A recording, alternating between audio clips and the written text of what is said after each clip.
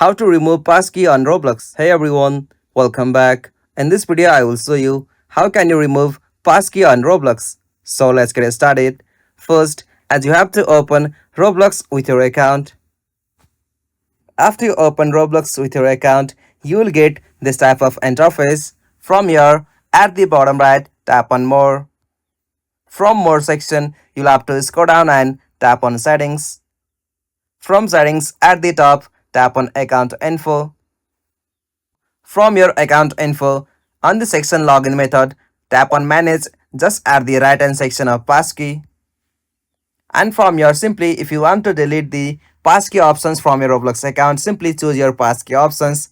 Right there, you'll have to just tap on delete icon. And from here, tap on delete key. Okay, so from here, you'll have to just verify to delete your passkey from this account. Tap on verify over here. Simply use your password or face ID from here. Tap on continue.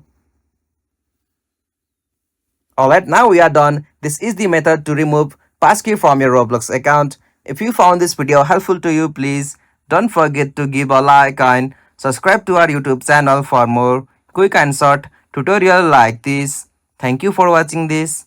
Have a nice day.